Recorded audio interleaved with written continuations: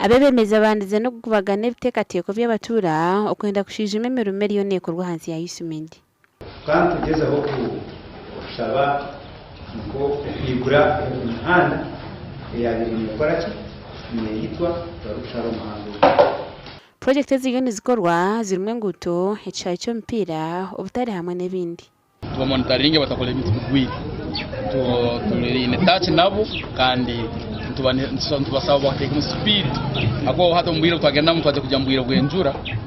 hati wo wire cyo kubaletereza enjura kubalebesa gukora kandi yo wire ukabakwata okurujira hari engineer Michael byamukama uri kurra okurevuze mirimo ya project egi okora project seze bwa hati kwemeyira habicweka nkaga na 5 izi projects overall turi ahabicweka nkaga na 5 aha progress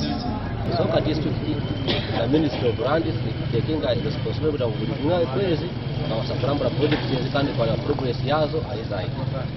so cyakoleka ngo ba committees ziri kurambura izi projects ziramanye kiziri gukora n'abataka betu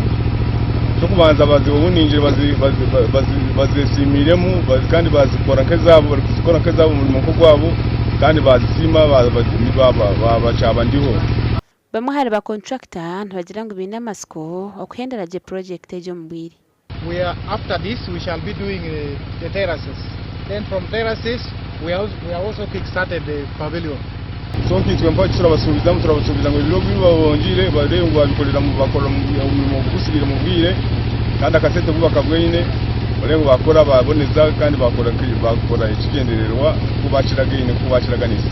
Project ezi nizitebwa mu sente kitongore cha Uganda for Support Infrastructure Municipal Development ninga USMID kandi nizirevuze bwa banka yensi yona.